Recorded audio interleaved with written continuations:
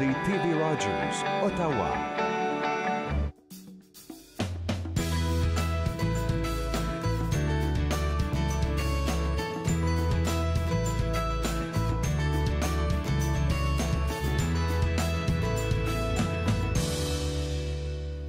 Bonjour et bienvenue entre nous, exclusivement sur les ondes de TV Rogers. Je suis Catherine Marion. Il me fait plaisir de passer la prochaine heure avec vous. Le Musée des Beaux-Arts, toujours des belles choses qui se passent. Du 13 juin au 16 septembre 2018, alors cet été, uniquement, le Musée des Beaux-Arts du Canada présente les maîtres du portrait vénitien, véronèse, Tiepolo Vittoria. Très difficile à dire. Dans le cadre de la série Comprendre nos chefs-d'œuvre. Alors, l'exposition regroupe 17 œuvres, dont 3 sculptures, 12 œuvres sur papier, un livre et une peinture. Elle permet de saisir à quel point le portrait a joué un rôle clé dans l'élévation et la reconnaissance du statut social à la fin de la période baroque et pendant la Renaissance. L'exposition a pour pièce maîtresse un buste en terre cuite, sculpté dans les années 1570 par Alessandro Vittoria. Alors, on dit qu'il a vécu de 1525 à 1608. L'un des plus grands portraitistes à exercer en 3 dimensions dans l'Italie au 16e siècle. Il s'agit de la première œuvre de Vittoria ajoutée à une collection publique canadienne après son acquisition par le Musée des Beaux-Arts du Canada en 2002. Cette création de grand sculpteur est probablement l'une des 2 seules sculptures entièrement réalisées de sa main, se trouvant aujourd'hui dans l'hémisphère occidental. Elle a été restaurée avec soin en 2005 par Doris Couture-Riguère, les chefs conservation et recherche technique du musée. Alors, d'une hauteur de 74,3 cm, le buste de terre cuite représente le grand ami et mécène de l'artiste Giulio Contarini, j'aime ça dire ça. Alors, lui date de 1500 à 1580. Il a occupé le poste stratégique de procureur à la basilique Saint-Marc pendant plus de 40 ans. La sculpture affiche une ressemblance marquante avec Contarini dans les détails subtils de sa coiffure et de sa barbe, de ses traits fins et les drapés délicats de son vêtement. Alors, le buste de terre cuite a servi de modèle fidèle à la version de marbre qui figure sur la stèle funéraire de Contarini dans l'église Santa Maria del Giglio de Venise. Moi, je dois aller en Italie pour apprendre tous ces mots-là comme il faut. Il est remarquable qu'une sculpture de ce type en terre cuite ait traversé 450 ans et ça fait rarisme pour une œuvre de ce type. Alors, il y aura toutes sortes de pièces de collection permanente dans le musée qui vont accompagner ce buste. Alors, des choses nord-américaines. Certains d'entre eux viennent du Metropolitan Museum of Art. Des choses de Vittoria. On trouve aussi une collection en Amérique du Nord d'études du buste de terre cuite avec Giovanni Battista Tiepolo. Et puis, tous ces travaux ont presque 200 ans déjà. Alors, c'est très daté et ce sera vraiment extraordinaire. Alors, ça se passe uniquement au Musée des Beaux-Arts du Canada jusqu'au mois de septembre. Alors, si vous êtes amateur de sculpture et d'art, surtout âgé comme ça, ce sera quelque chose à ne pas manquer. En parlant d'école maintenant, l'École élémentaire catholique Jean-Robert Gauthier a procédé au lancement des programmes On y va! Centre pour l'enfant et la famille. C'est le premier centre francophone à offrir ses services en français dans l'ouest de la ville d'Ottawa. En partenariat avec les services à l'enfance Grandir ensemble, le centre ouvre ses portes à la communauté gratuitement et offre des groupes de jeux participatifs en français pour les enfants âgés de 0 à 6 ans, accompagnés d'un parent ou d'une responsable de garde. Alors, félicitations, c'est un tout nouveau projet qui se passe à l'École catholique Jean-Robert Gauthier. Maintenant, on veut aussi mentionner qu'il y aura une première soirée de reconnaissance au MIFO. Alors, c'est avec grand plaisir et fierté que la directrice générale du mouvement d'implication francophone d'Orléans, c'est ce que ça veut dire MIFO, Marie-Claude Doucet, elle a dévoilé les nommés qui seront à l'honneur lors de la toute première soirée de reconnaissance du MIFO. Alors, c'est dans le cadre des célébrations de leur 40e anniversaire de l'organisme que la soirée de reconnaissance aura lieu pour la première fois. Alors, c'est une soirée qui vise à souligner le travail de ceux qui se sont démarqués lors des dernières années, mais aussi de célébrer le travail et le dévouement de chaque employé et de chaque bénévole. Alors, cette soirée une soirée très spéciale qui aura lieu le 26 juin prochain, alors la semaine prochaine. Le MUFO soulignera également les années de service des bénévoles, des employés qui contribuent au succès de l'organisme jour après jour. On est très reconnaissant pour le MUFO et tous les services qu'ils offrent pour les gens vraiment de tous les âges. N'oubliez pas d'aller vérifier le site web, alors mifo.ca. Vous allez pouvoir voir les informations par rapport à cette soirée. Vous allez pouvoir aussi voir qui sont les nominés et peut-être que ça vous tente de voir qu'est-ce qui se passe cet été. Toutes sortes de cours et de choses qu'on peut apprendre tout au long des mois d'été, sans pour autant laisser tomber les vacances, on le sait bien. Maintenant, ce qui se passe aujourd'hui, plein de choses. Gisèle Nanté est de retour, sa dernière visite avec nous cette saison. On va parler de Ciné-Club d'Ottawa et de films francophones. Véronique Fortier et Bianca Girard, elles sont ici du CEPEO. On parle du volet pédagogique en apprentissage par expérience. C'est vraiment très intéressant. Et en tout premier plan, eh bien, j'ai l'honneur de vous introduire mon fils. Mon fils Jonathan est ici avec sa grande amie Émilie. Ils sont ici pour nous parler de la musique et à quel point ça les touche, ça les affecte et ce qu'ils font avec cet amour pour la musique. Alors tout ça, ça se passe aujourd'hui. Bougez pas, vous regardez entre nous sur les ondes de TV Rogers.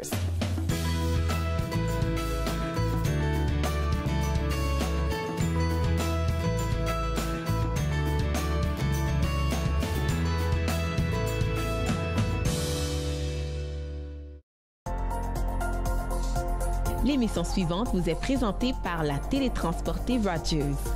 Profitez du contenu exclusif gratuitement. Disponible au www.rogersanyplacetv.com. Mon nom c'est Erika et je suis bénévole à TV Rogers. À TV Rogers, j'ai appris comment être débrouillard. C'est une expérience que je trouve que tout le monde devrait essayer au moins une fois. L'ambiance à TV Rogers, c'est quelque chose d'extraordinaire. J'adore comment que tout le monde est chaleureux et ils acceptent tout le monde. Donc moi, je dirais, essaye le stage à TV Rogers. J'ai attendu une autre année, puis vraiment, j'aurais dû le faire plus tôt.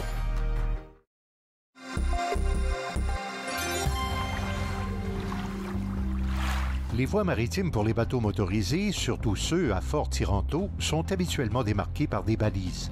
La plupart sont rouges ouvertes et peuvent être flottantes, ce sont des bouées, ou encore sur la rive, des balises d'alignement. Une autre signalisation importante, le drapeau de plongée. Cela signifie qu'une activité de plongée est en cours et que vous devez maintenir une distance d'au moins 100 pieds de cet endroit. Tu aimes bricoler, t'amuser et bouger? Je t'invite à la ferme de Jojo. On va s'amuser. À la ferme de Jojo, 2 épisodes de chaque jour dès 8h sur TV Rogers.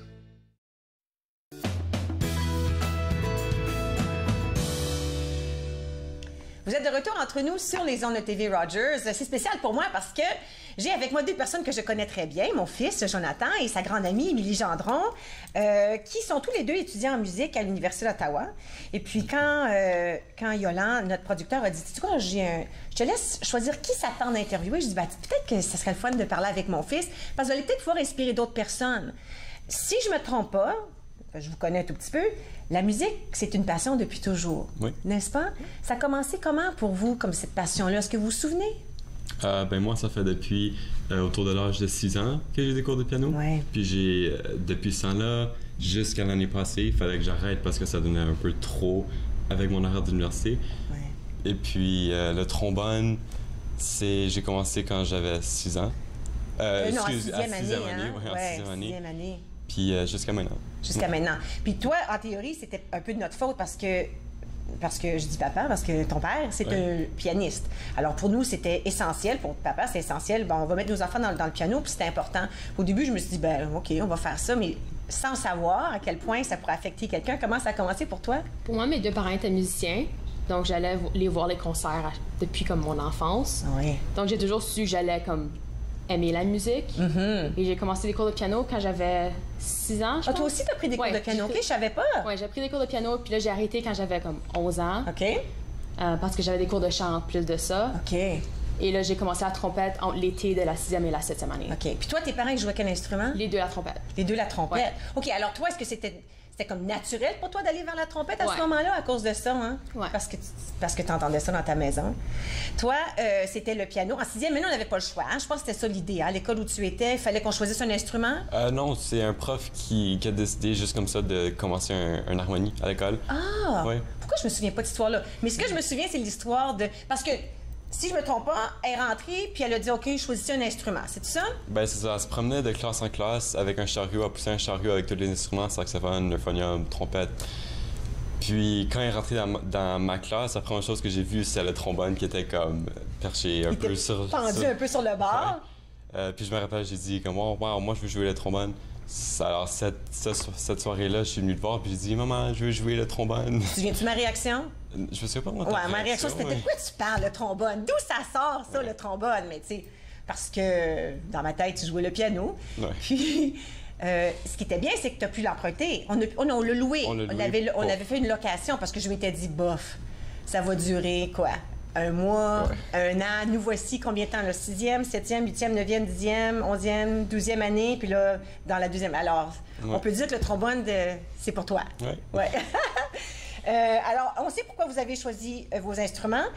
Vous étiez aussi dans une école où on avait de la musique. On avait une école Béatrice Desloges, un programme spécialisé en art. Puis tous les deux, vous étiez dans le programme. Est-ce que c'est comme ça qu'on s'est rencontrés, que vous êtes rencontrés dans le programme spécialisé en art? Oui. On s'est rencontrés comme en 7e année dans l'harmonie, mais on est devenus amis parce qu'on était assis comme un à côté de l'autre en musique. OK. Puis là, ben, hein, c'est l'histoire. On se voit souvent maintenant. Comment ça a été pour vous de vivre ça, de pouvoir être à l'école secondaire et d'avoir cette option-là de pouvoir vraiment poursuivre votre amour pour la musique? Parce que vous autres, c'est vraiment un choix pour vous. C'est pas parce que vos parents vous forcent à ce point-ci. Hein? C'est parce que vraiment, c'est quelque chose que vous aimez. C'est un choix, oui. C'est un choix. Hein? Alors, comment c'était de vivre ça, d'être dans une école où ça faisait partie du curriculum? Mais moi, j'ai vraiment aimé ça.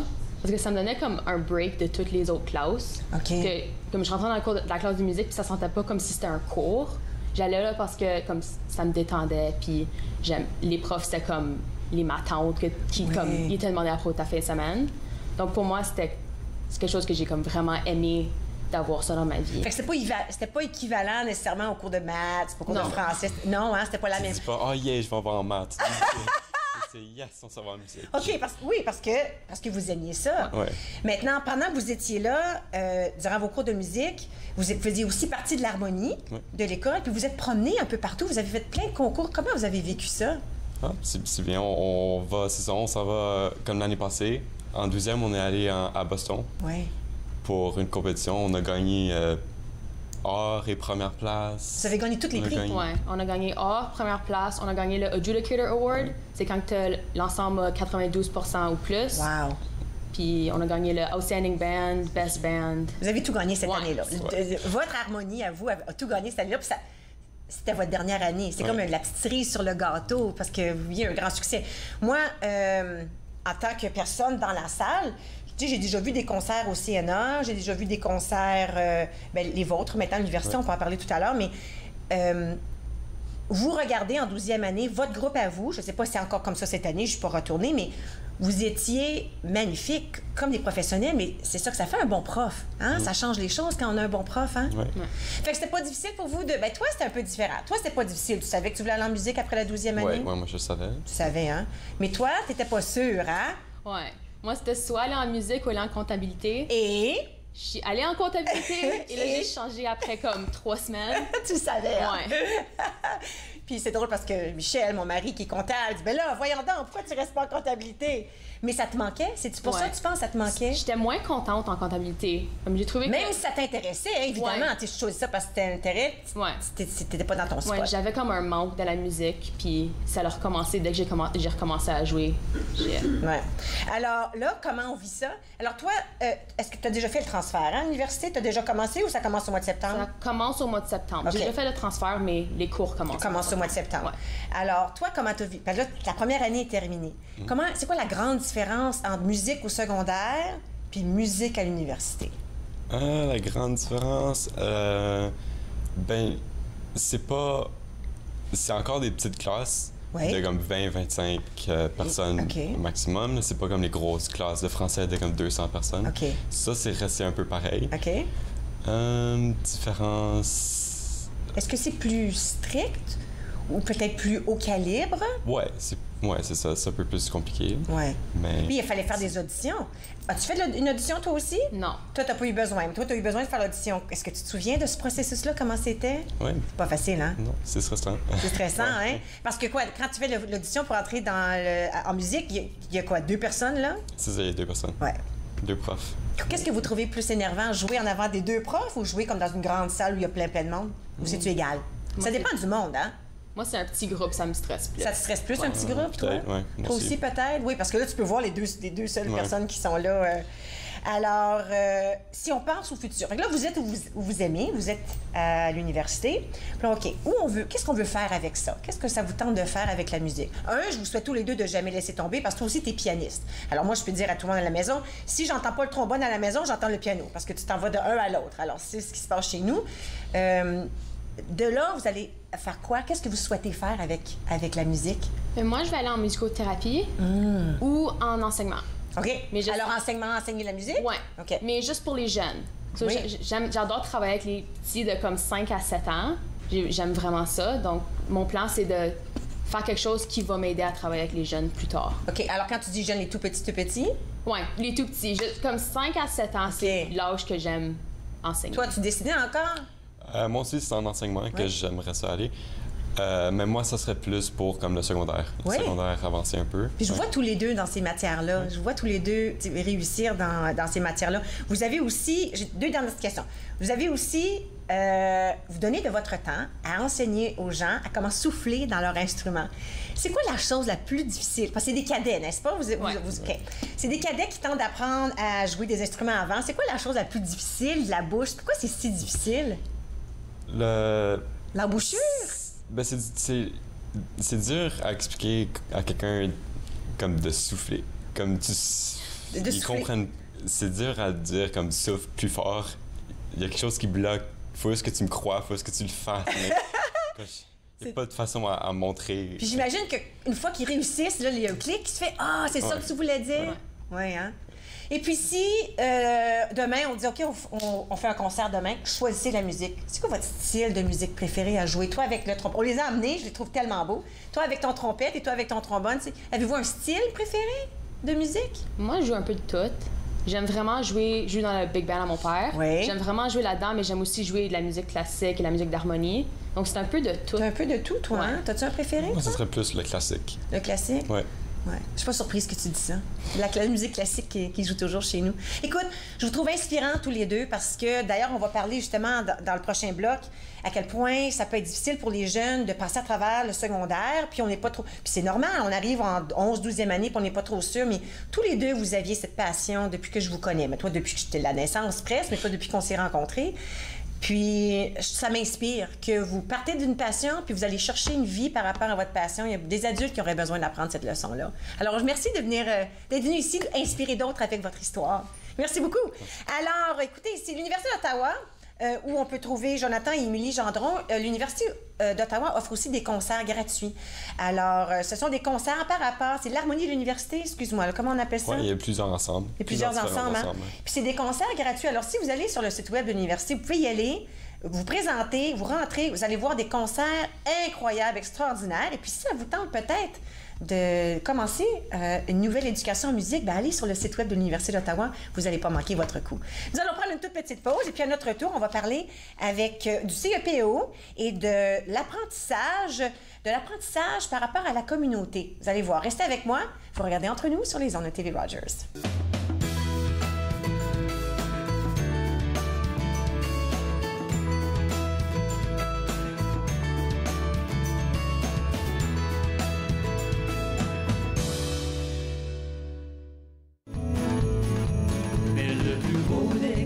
C'est de te voir sourire, de pouvoir partager ensemble tous nos désirs.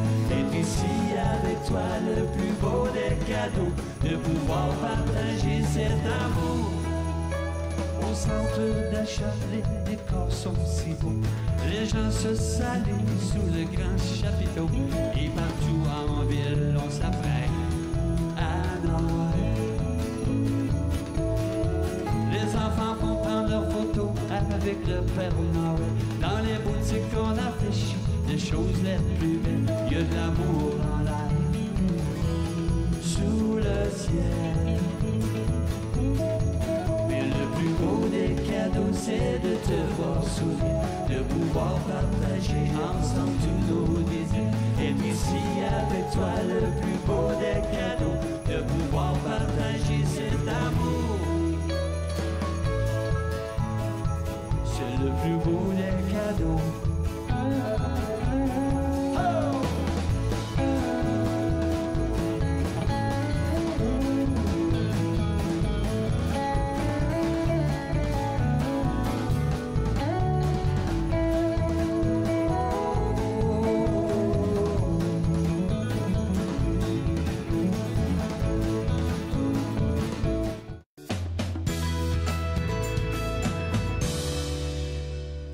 Vous êtes de retour entre nous sur les ondes de TV Rogers. Nous allons parler maintenant du CEPO. Alors, le Conseil d'éducation publique de l'Est de l'Ontario. Le Conseil des écoles. Des écoles. Qu'est-ce que j'ai dit? Éducation? Ah! Zut!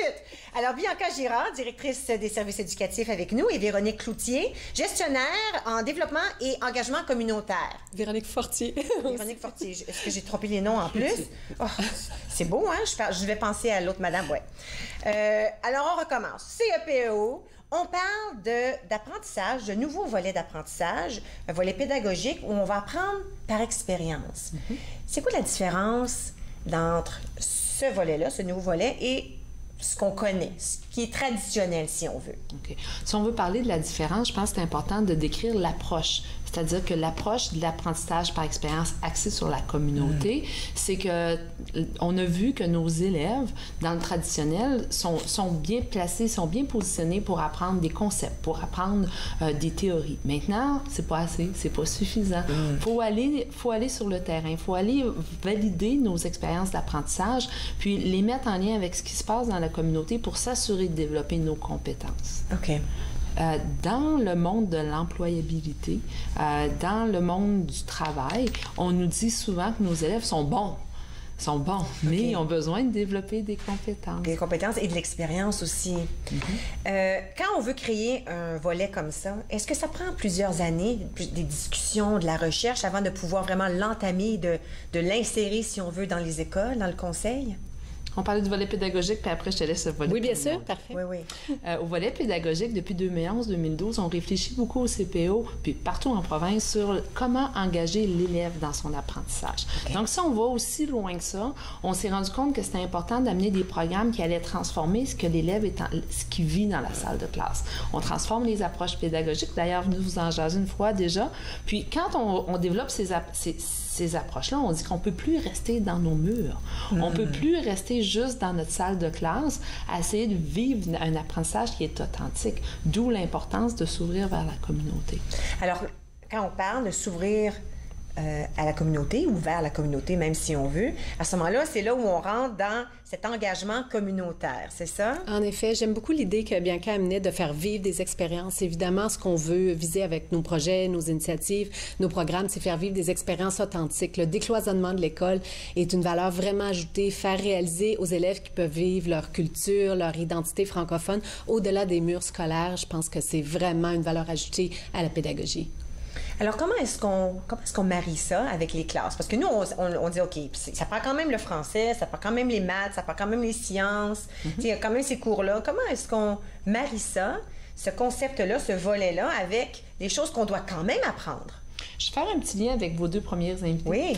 Ces invités-là ont découvert leur passion, puis ces passions-là les ont amenés à découvrir qu'est-ce qu'ils aimeraient faire, puis qu'est-ce qu'ils veulent devenir. Parce qu'ils ont parlé de devenir enseignants, ils ont parlé de continuer dans la musique, puis la passion qu'ils ont découvert leur ont fait approfondir leurs connaissances. Oui. Si je vais un petit peu avec un exemple en parallèle, on a les jeunes qui sont interpellés par l'environnement, par la musique, les arts, donner aux autres, être présent pour les autres. Bien, si on leur donne la chance de vivre des expériences dans la communauté, ils vont pouvoir, par le fait même, parfaire les éléments de base qui sont le français, les maths, les sciences. Donc, on va marier les deux pour pouvoir réussir à donner la chance à l'élève de dire, bien, qui je suis? Qu'est-ce que j'aime? Qu'est-ce que j'ai besoin de faire pour me rendre à la prochaine étape? Puis souvent, quand on parle d'apprentissage par expérience, je suis certaine que plusieurs pensent tout de suite à ce qui est traditionnel dans nos écoles secondaires. Oui. À l'orientation. L'orientation, oui. Tout à fait. J'ajouterais à ça, tu parlais des mathématiques, l'environnement. Je pense qu'il n'y a rien de mieux que de vivre quelque chose d'authentique, comme par exemple un jardin communautaire. Créer un jardin communautaire en explorant des notions de mathématiques, de chimie, je pense qu'il n'y a rien de mieux. Oui, parce que ça se mélange bien. Ça va de soi aussi pour l'élève. L'apprentissage se fait de façon beaucoup plus intégrée, plus vivante, selon moi, qu'un cours théorique, comme parlait Bianca précédemment. Puis ça se vit à tous les niveaux. Quand on pense au traditionnel, on pense au secondaire. Pas plus tard qu'hier, une de nos écoles à Orléans, Jeanne Sauvé, m'ont demandé d'aller discuter avec eux puis de comprendre comment ils pourraient mettre sur pied justement des projets comme un jardin communautaire pour amener l'élève à comprendre mieux comment ce qui est produit est bon pour sa santé, bon pour l'environnement, puis comment on peut développer. Puis à travers ça, les enseignants vont ressortir les éléments du programme cadre. Traditionnellement, on est habitué de prendre, comme enseignante, on est habitué de prendre notre programme cadre, de dire, OK, il faut que j'enseigne ça, il faut que j'enseigne ça. Là, on est en train de dire, bien, on est en train de vivre telle activité. Véronique parle d'un jardin communautaire. Mais on a dans notre communauté des ressources, des personnes qui sont excellentes avec les plantes, les fines herbes. On va les amener. Puis après ça, on va découler de qu'est-ce qu'on va ressortir avec notre programme cadre. Incroyable. On va aller à la pause. À notre tour, on va peut-être parler justement le côté professeur, le côté enseignant, comment eux, ils ont peut-être dû faire quelques petits changements. Peut-être qu'on peut aussi donner des exemples d'apprentissage dans la communauté que les jeunes vont pouvoir peut-être participer là, dès le mois de septembre, quand les classes... Bien, c'est presque fini. Ça finit cette semaine. Mais là, on commence déjà à penser... On pense à l'été, puis ensuite, on pense au mois de septembre. OK, alors bougez pas, on revient tout de suite. On va continuer la discussion avec Mme Girard et Mme Fortier immédiatement après la pause. Vous regardez Entre nous sur les ondes de TV Rogers.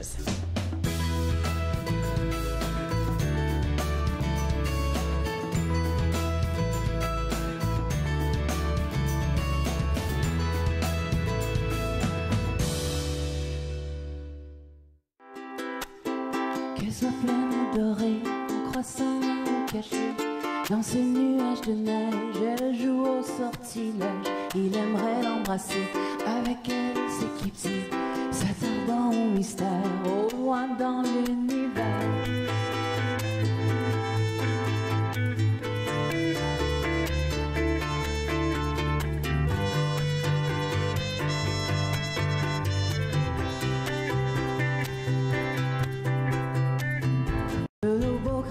Il soupire dans sa bulle pour sa belle minuit, sa Jeanne d'Arc éblouie en un quart de lumière. Elle revient comme hier pour bercer ses malaises, ses douleurs qui lui passent.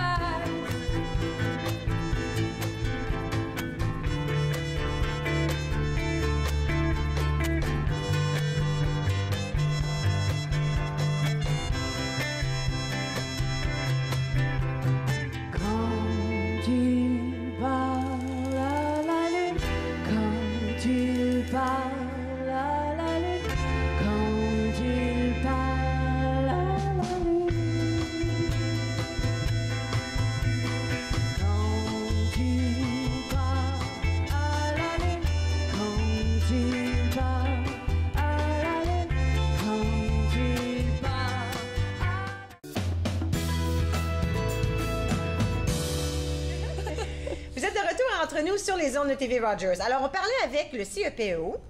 On parle d'un programme, d'un volet pédagogique apprentissage par expérience. Avec nous, Bianca Girard et Véronique Fortier.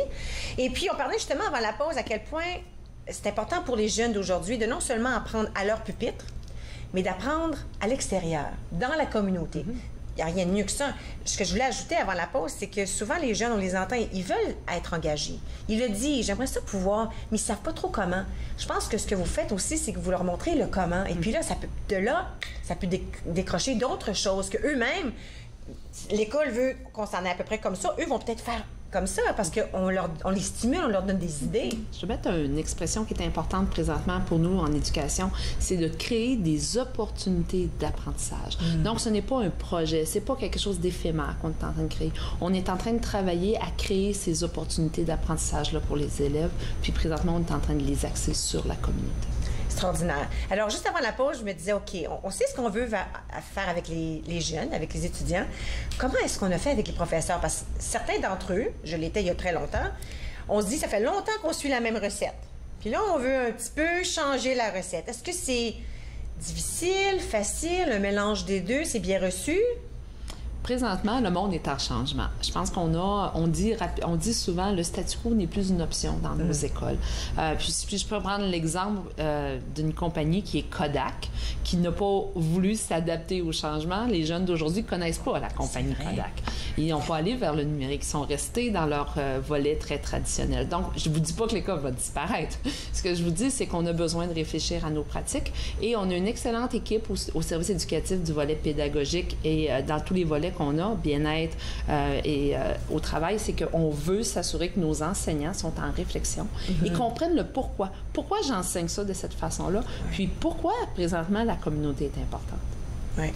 Puis là, on vise les enfants de tous les âges? Maternelle à 12e année et les adultes qui sont encore aux écoles. Incroyable. Oui. Mais là, il faut aussi penser aux parents. Alors, comment est-ce que ça affecte ou ça touche les parents? Bien évidemment, quand on parle d'implication communautaire, c'est important de mobiliser toute la communauté. C'est certain que si les élèves sont notre point d'entrée, c'est important aussi de rejoindre les parents. Entre autres, nous, au service de développement et d'engagement communautaire, on s'assure d'impliquer les parents dans nos initiatives. Je pense par exemple au Café Communauté, qui est une initiative qui est une rencontre, une occasion d'échange avec des parents nouvellement arrivés en Ontario. Okay. Alors, c'est vraiment important, vraiment, de s'assurer de mobiliser les enfants, les parents pour la richesse de la communauté. Puis évidemment, ça se fait vice-versa. Nous, on amène les élèves vers la communauté, mais la communauté aussi entre dans nos écoles. Alors, ça assure une belle pérennité, la vitalité de la francophonie. Alors, quand on parle, depuis tout à l'heure, on parle des élèves dans la communauté, est-ce qu'on a des exemples concrets qu'on peut donner? Quel genre de choses... Alors, est-ce qu'ils vont faire? Quel genre de choses feront les étudiants à partir du mois de septembre? Bien, à partir du mois de septembre ou dans les dernières années. Comme je vous dis, on a fait des petits essais. On a une école où les élèves avaient des habiletés avec la technologie, puis ils trouvaient que leurs parents avaient des besoins d'apprendre. Oh mon Dieu, oui. Ils sont beaucoup plus rapides que nous sur ces petites gizmos-là. Donc, aussi simple qu'ouvrir un samedi matin où les élèves sont venus travailler avec les gens de la communauté à apprendre à mieux utiliser leurs outils technologiques. Incroyable. Lors de ce moment-là, les élèves ont reçu, vous savez, dans le programme, dans l'obtention d'un diplôme en Ontario, on doit faire 40 heures. Oui, c'est vrai. Puis souvent, les heures on dit, c'est des heures de bénévolat. Puis des fois, on arrive en dernière minute, puis on ne sait pas trop où les faire. Ouais. Mais là, on faut vraiment amener la bonne terminologie. C'est un service communautaire. Ce sont des heures de service communautaire. Ce qui veut dire que mes jeunes qui ont des grandes habiletés avec la technologie, qui un samedi matin travaillent avec les gens de la communauté à partager leurs habiletés, bien, c'est une belle porte d'entrée. Puis les heures sont comptabilisées comme des heures communautaires. Oui, puis je peux juste imaginer le jeune qui est dans la salle avec ces gens-là. Peut-être qu'il y en a dans ça qui, c'est le clic. Ah, j'aimerais ça être enseignant. Ou l'autre personne qui dit, ah, j'aimerais ça développer un app, tu sais, pour ou j'aimerais... Il y a toutes sortes de choses qui peuvent peut-être les inspirer. Les points qu'on aime, on aime les 3 questions pour savoir avec les verbes, c'est partager. Donc, j'ai une connaissance, je la partage. Oui. Je réfléchis à ces compétences-là, l'impact que ça a, puis je les réinvestis. Puis c'est un peu ça que vous êtes en train de dire. Donc, comment est-ce que je peux réinvestir mes intérêts? Comment est-ce que je peux faire bonifier la communauté autour de moi? Alors, on dit que c'est un nouveau volet, mais ça fait déjà quelques années qu'on fait des petits changements. Pour le mois de septembre, est-ce que c'est comme une grande implantation ou est-ce qu'on suit un tout petit peu là, la vague où on fait ça de petit en petit? Bien, je pense que c'est amorcé depuis un certain temps, mais on continue à mettre nos efforts, évidemment, pour le développement communautaire, l'implication des élèves. J'ajouterais ce que disait Bianca, l'importance des partenaires aussi. Pour rendre ça authentique, évidemment, on a besoin de collaborateurs. C'est vrai, j'allais dire, on va dans la communauté, mais il faut qu'ils vous acceptent. En effet, oui. C'est vraiment important. Vous parliez tout à l'heure, dans le cadre d'une autre entrevue, du mouvement d'implication francophone, qui est, entre autres, l'un de nos partenaires. C'est vraiment important parce que si on veut des expériences authentiques, les jeunes qui sont impliqués doivent avoir des repères dans leur communauté. Une fois que l'école est terminée, ils doivent savoir, ah oui, il y a peut-être un employeur potentiel dans ces partenaires-là. Alors, c'est vraiment important. On parle de susciter une passion, un engagement, mais pour maintenant, mais pour le futur également. Mais ça, vous avez dit emploi pour après. C'est une autre parfaite façon pour les jeunes de se trouver un emploi à temps partiel. Ou s'imagine si on va dans la communauté, puis il y a une belle connexion qui se fait quelque part, puis ça donne qu'ils ont besoin d'aide, bien là, on vient de faire 2 choses parfaite pour la communauté, mais aussi pour le jeune qui a peut-être besoin d'un emploi à temps partiel. Alors, ça peut aider tellement il y a toutes sortes de facettes à ce volet. On dit depuis longtemps que ça prend un village pour élever un enfant. Bien, moi, je pense que cette approche pédagogique-là, qui est une approche du ministère de l'Éducation de l'Ontario, vient soutenir ce volet-là. C'est-à-dire qu'on est plusieurs autour de ces jeunes-là. C'est une belle collaboration. Un autre exemple assez simple, au niveau du tricot. Il y a des jeunes qui ont voulu apprendre à tricoter pour faire des foulards pour les nouveaux arrivants. Puis, parce qu'il fait froid ici. Oui, c'est vrai. Donc, on est allé chercher notre partenariat. N'était pas une compagnie cette fois-là. C'était les gens du village. C'est des dames qui sont venues s'installer avec les jeunes, puis on passait des heures du dîner à montrer à tricoter. Mais là, le texte narratif que le jeune avait à écrire avait un sens parce qu'elle a expliqué son histoire de pourquoi elle a voulu tricoter, de où c'est allé. Donc, tout le volet tout à l'heure qu'on parlait du programme cadre, il en découle maintenant une authenticité. Donc, au départ, oui, pour les enseignants, ça peut être une inquiétude, ça peut être déstabilisant. Mais quand on voit que l'élève s'engage, comme je disais tantôt, on partait de l'engagement de l'élève, est en train de vivre une situation d'apprentissage authentique et il va le rédiger, je pense qu'on boucle la boucle. Alors, est-ce que ça veut dire... Oui, avec ça veut dire qu'il y aura des moments où les jeunes sortiront des classes pour aller à certains endroits et vice-versa, des fois la communauté va venir, c'est un partage entre les deux? On parle d'environnement d'apprentissage. Quand moi, j'étais enseignante il y a plusieurs années, on parlait de l'environnement d'apprentissage. Tout de suite, quelqu'un pensait à sa salle de classe. Oui, c'était ça. Mais... On avait un pupitre, un crochet, un casier, une chaise, c'est tout pareil. Maintenant, l'environnement d'apprentissage est en grande innovation. L'environnement d'apprentissage, ça devient la communauté. L'environnement d'apprentissage, ça devient la cour d'école. Ça devient la forêt qui est juste à côté de ma salle de classe, de mon école. Ça devient la francophonie, c'est-à-dire que notre francophonie ontarienne, canadienne, mondiale, c'est notre environnement d'apprentissage. En dehors de ça, dans tout ça, on dit les collaborateurs qui rentrent, ce sont aussi des sources qui sans limite pour le développement des compétences de nos jeunes. Ça donne également des modèles, évidemment, sont exposés à des gens qui font peut-être un travail qu'ils voudraient faire éventuellement. Je pense à un autre projet, entre autres, qu'on a fait, une exposition qu'on fait à la Nouvelle-Scène de certains de nos élèves. Ça leur donne l'occasion de vivre un vernissage, vivre une exposition. Alors, ça va sûrement rehausser la flamme, la passion qu'ils ont pour les arts en vivant une véritable expérience de vernissage et d'exposition. Si les gens veulent avoir d'autres informations, qu'ils veulent en apprendre plus sur ce volet pédagogique, est-ce qu'on peut trouver les informations sur votre site Web? On a présentement un site Web qui est à l'interne avec toute l'information. Cependant, on publie assez régulièrement sur le blog du CPO.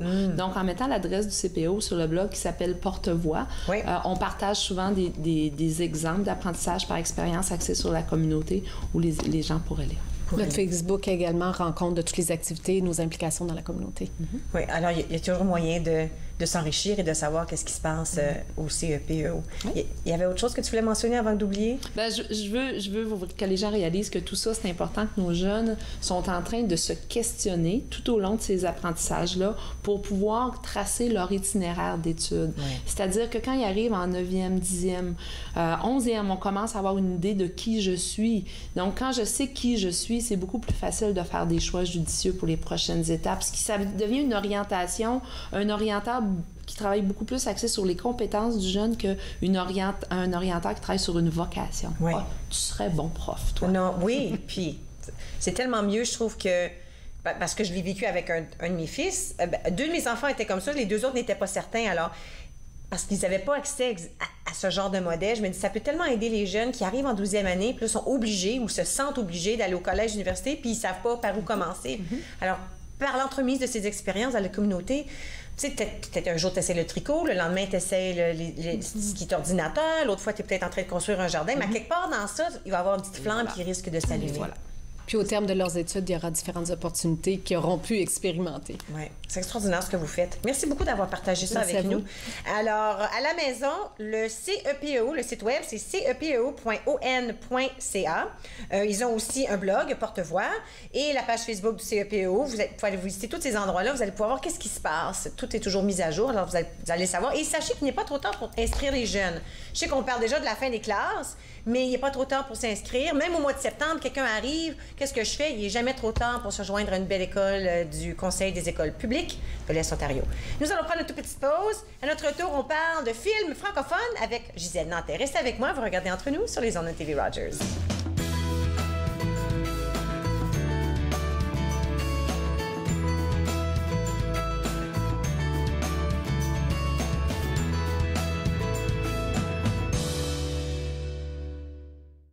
laideur de la vie, la beauté d'un décès, un cœur sauvage, l'aveu à jamais, sourire caché, aventure de paix, le sang qui rêve sera voir le succès, de loin de près, saison solitaire, confort sincère, amour sévère, soleil en arrière, le ciel à la mer, trésor découvert comme une fleur en hiver, conseil, mystère, confiance, rebelle, pure dévotion, immortelle, essence nouvelle, bijou, modèle, fidèle, petite perle, issue d'une compassion qui tue, confus, dépression en vue, perdu, délicat vécu, papa, où es-tu rendu?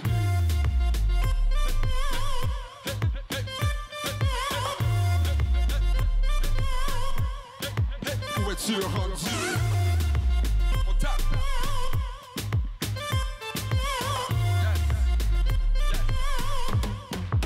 Où es-tu rendu?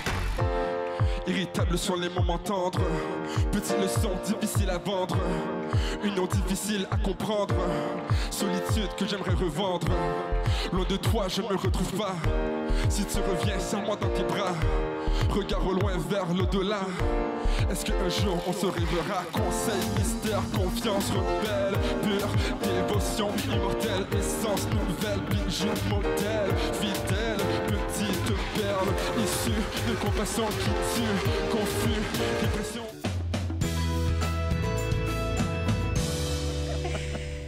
Vous êtes de retour entre nous sur les ondes de TV Rogers. Avec moi, vice-présidente du Ciné-Club d'Ottawa, Madame Gisèle Nantais. Salut!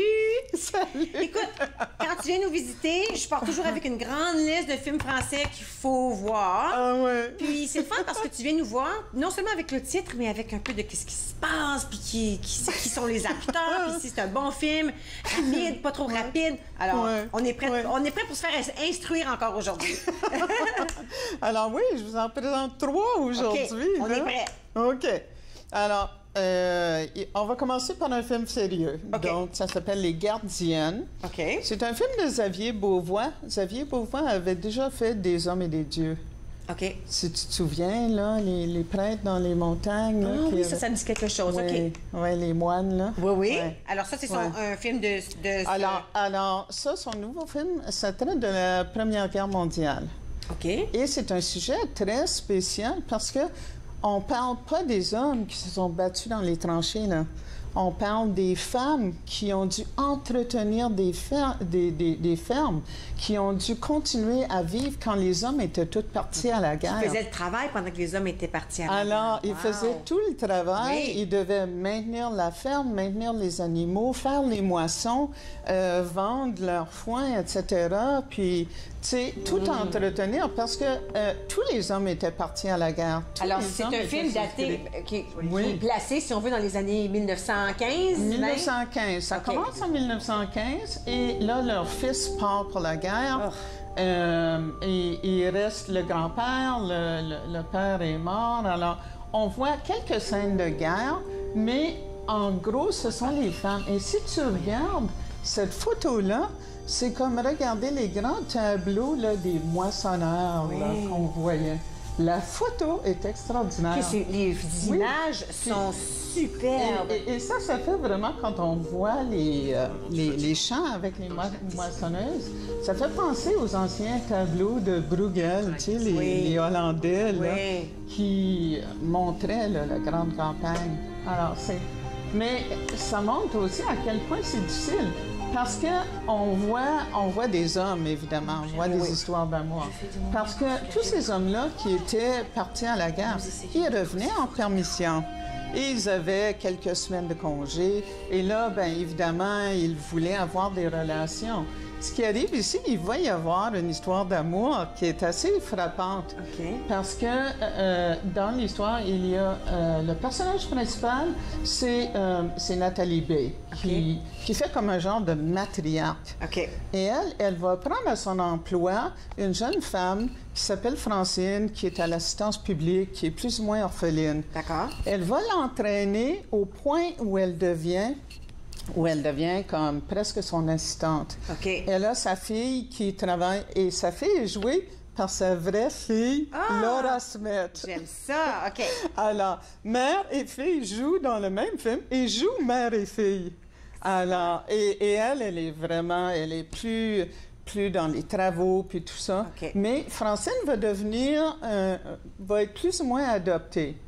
Cependant, quand le fils revient de la guerre, il va tomber en amour avec Francine. Et là, ça va causer plein de conflits. Donc, on a une histoire de femmes fortes qui doivent survivre, puis qui doivent entretenir toute la vie, leur survie, pendant qu'ils sont partis, mais on a une histoire d'amour qui est faufilée dans tout ça. Qui est faufilée dans tout ça, puis qui n'est pas facile, parce que c'est une orpheline. Et donc, on a un certain racisme, une certaine discrimination. Oui, parce qu'on n'est pas dans la même position. C'est pas la même classe sociale. Dans ce temps-là, c'est important, ces choses-là. Oui, ces choses-là. Mais on a quand même...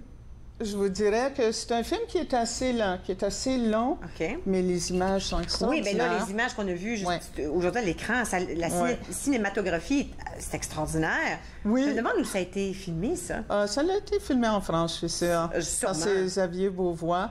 Moi, je dirais plus dans le sud. Tu sais, parce que ça fait les grands champs, un petit peu comme Van Gogh, des tableaux de Van Gogh, ou Cézanne, Matisse. Puis ça, est-ce qu'on peut déjà le voir? Non. Alors ça va commencer vendredi au cinéma Bytown. OK, au Bytown, puis ça, c'est ce vendredi. Ce vendredi, ça va jouer pendant 2 semaines. Alors là, vous avez le temps de regarder l'horaire. Il faut consulter l'horaire. Parce que ça joue à des heures différentes quand ça joue au Bytown. Quand on va au Bytown voir un film francophone, est-ce qu'on l'entend en français? Oui, oui. Alors, c'est toujours en version originale avec sous-titres anglais. OK, alors si je vais au Bytown, je vais pouvoir voir le sous-titre anglais, quand même entendre la version originale. Oui, oui, oui. Et moi, je trouve que c'est très important parce qu'il y a une dimension dans la voix, dans l'expression des personnages. Et il y en a qui disent, bon, je ne veux pas lire mon film, mais on s'en rend pas compte après. Tu sais, on va rentrer dans le film, on va rentrer dans l'histoire, dans les personnages, et puis... Mais nous, on a de la chance parce qu'on n'a pas besoin de les lire. Non! On peut juste entendre. Le timbre de la voix, parce que je suis tout à fait d'accord. Tu essaies de faire le timbre de la voix, l'émotion qui sent, la trame sonore, l'histoire, tout ça. Tout se mélange bien. Oui, mais il faut dire que parfois...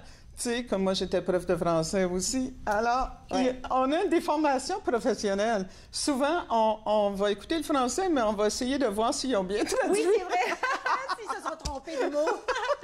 Écoute, on a un deuxième film. Oui. On va aller à la pause, puis à notre tour, on va parler du deuxième film que tu veux nous présenter. Ça marche? Oui. OK. Alors, je demande à Gisèle de rester avec moi. Je vous demande de rester aussi. Après la pause, on va parler de Ôtez-moi d'un quoi?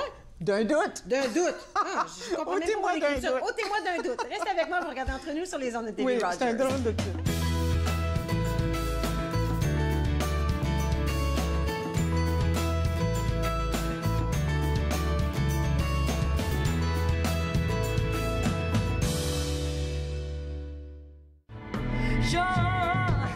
Quand est-ce que le cycle va chanter? Dans combien de murs de suite on va se planter? C'est le désert au parterre. La grosse femme s'époumonne et refuse de se taire. Vents illusoires, compte à rebours, on se voit plus tard.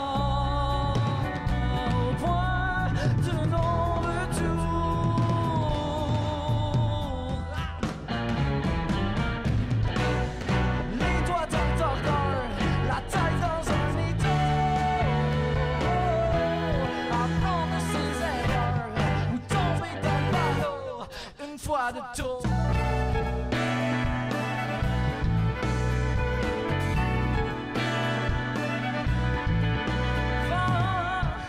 Vent du rêve, pas de la déprime. En gros plan ralenti, comme dans les tu peux faire ton cinéma. Dis-toi que la vérité, elle te ment.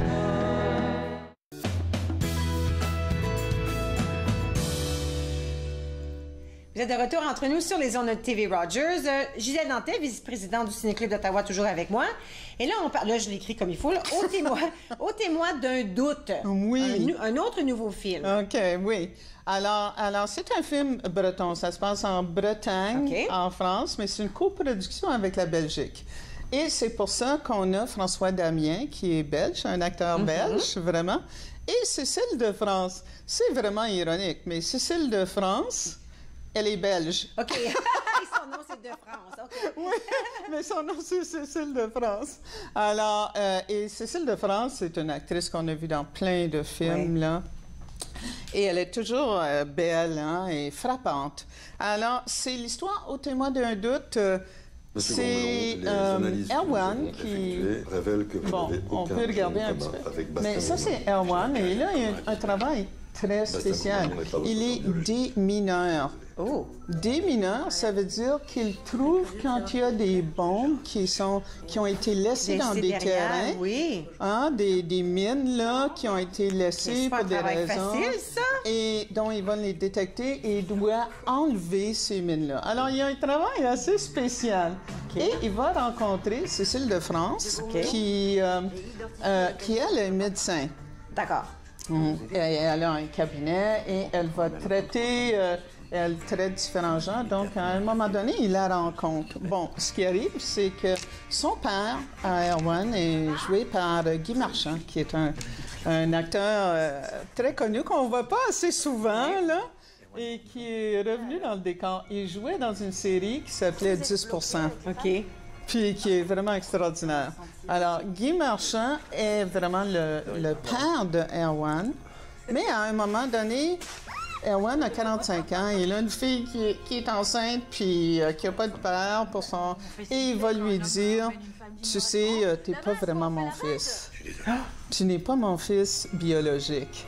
Il lui annonce ça? Oui, wow, OK. Alors, à l'âge qu'il a? Oui, il a 45 ans et il lui dit, ben c'est pas grave, j'ai passé toute ma vie avec toi, t'es mon père. Donc, on va traiter de sujets de père et fils et de famille, etc.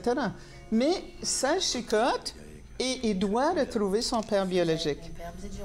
Quand il retrouve son père biologique, il se rend compte que la femme avec qui il sortait, Anna, qui est médecin puis qui a traité son père, c'est la fille de son vrai père. Oh! Donc, il est en amour avec elle. Sa demi-sœur ou sa sœur. Et c'est sa demi-sœur. Oh! Alors, l'histoire est assez invraisemblable. C'est intense. Oui. L'histoire est assez intéressante. Oui. C'est difficile à y croire, mais il faut dire que c'est bien joué, c'est bien interprété. C'est comme un drame? C'est pas une comédie. Non, c'est moitié-moitié. C'est plus comme un genre de comédie. Alors, comédie noire, peut-être? Oui, comédie noire, mais c'est un vrai dilemme à ce moment-là. Parce qu'il rencontre la femme de sa vie, puis c'est sa sœur. C'est sa demi-sœur. Demi-sœur, oui. Alors, mais c'est un film qui est assez intéressant. C'est à l'affiche en ce moment. Oui, OK, en ce moment. Au Cinéma Neuf. OK. Cinéma Neuf. Et je dirais que c'est assez spécial. On dirait que les développements, mais c'est bien joué, puis il y a des scènes intelligentes. OK. Bien, sûrement, écoute, c'est des grands acteurs là, qui sont à l'intérieur de ce film-là. Oui. Mais ça risque d'être vraiment très intéressant parce qu'on a hâte de voir c'est quoi la dynamique. Qu'est-ce qui va se passer suite à ces événements-là? Tu sais, parce qu'avec les deux pères, avec... avec la demi-sœur, le père biologique et le papa de sa vie. Et tout ça, là, toute la découverte. Et en même temps, il faut regarder le thème parce que lui, il est démineur. Hein? Oui. Il désamorce des bombes qui ont été laissées. Et là, c'est une vraie bombe. Une bombe dans sa vie. Une grosse bombe dans sa vie. C'est une grosse bombe dans sa vie. Alors lui, on peut le voir au Cinéma Neuf. Il nous reste 2 minutes. Est-ce qu'on peut parler du film de Denis Arcand? Oui. Dis donc. On va commencer avec ça. Alors, ça, c'est le 3e volet du déclin de l'Empire américain, Les Invasions barbares, qui avait gagné un Oscar pour le meilleur film étranger. Et maintenant, la chute de l'Empire américain. La chute de l'Empire américain. Et la chute de l'Empire, c'est une comédie. OK. Alors, Denis Arcand a dit que tout ce qu'il voulait faire, il voulait faire un film pour le fun avec des acteurs qu'il avait côtoyés et qu'il avait utilisés dans ses films. Alors, il y a plein d'acteurs connus. Il y a même Vincent Leclerc, qui vient de la région, de l'Outaouais. Puis il jouait dans les pays d'en haut, hein? Je ne sais pas si tu te souviens. Oui, il jouait dans les pays d'en haut. Il a joué dans The Revenant. OK, oh mon Dieu, wow! Il avait joué avec Leonardo DiCaprio. Et là, on a ressuscité, mais c'est pas la même histoire. OK.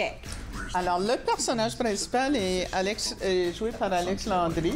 C'est un professeur de philosophie, mais il gagne mal sa vie, puis il paye pas bien. Alors, il devient courseur, livreur pour une compagnie. Et là, il tombe sur un hold-up qui va très mal, où il y a 2 morts, puis 2 gros sacs d'argent. Ouf! Alors, là, il doit décider, bon, comme philosophe, il devrait partager cet argent-là. Ou la redonner. Ou la redonner. Mais je pense que ça serait plus philosophiquement la partager. OK. Je regarde avec moi, tu nous en parleras après la pause. On va aller à la pause et on pourra finir de décrire un tout petit peu ce film. C'est beau? Oui. Bougez pas, on revient dans un petit moment. Super.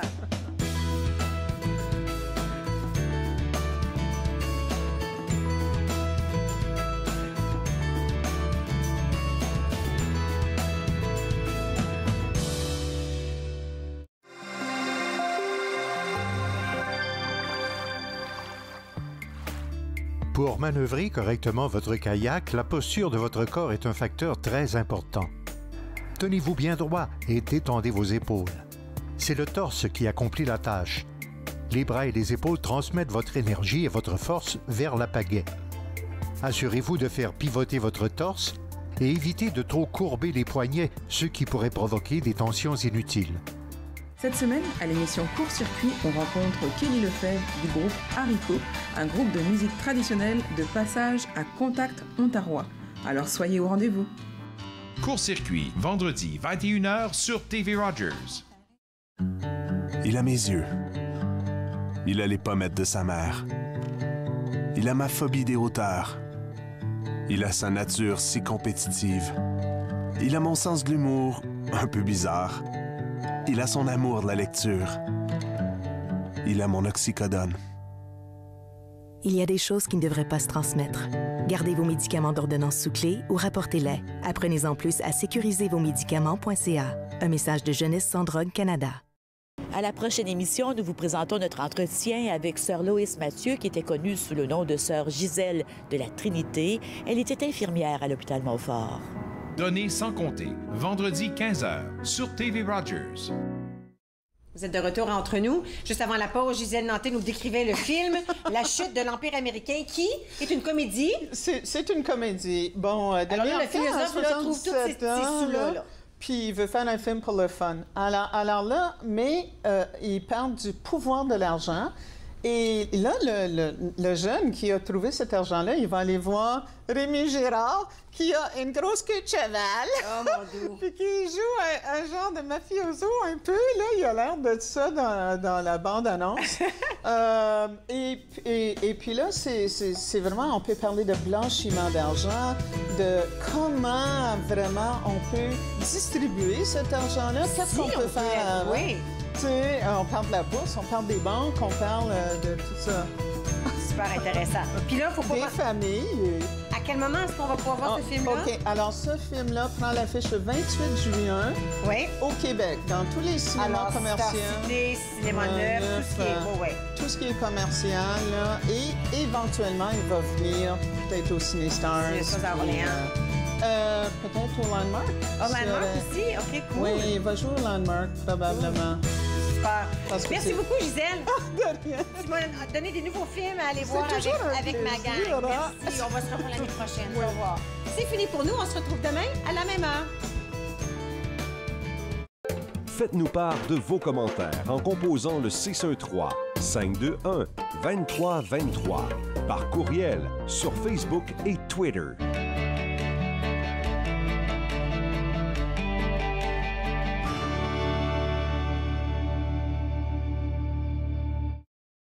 Bonjour, je suis Dustin Jihu, je suis un bénévole pour TV Rogers.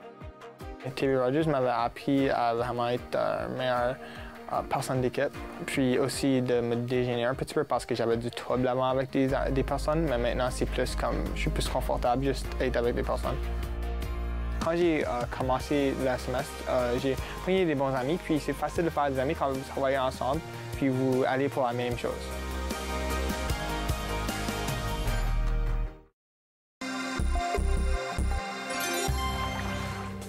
Un gilet de sauvetage ou un vêtement de flottaison individuel bien ajusté gardera l'utilisateur bien à flot, mais il importe de choisir la bonne taille. S'il est bien ajusté, il ne devrait pas se soulever au-delà du nez ou des oreilles de l'utilisateur. Habituellement, pour le VFI gonflable, la taille est unique. Lorsqu'il est endossé, il importe de desserrer au besoin les courroies pour permettre un gonflage adéquat du gilet.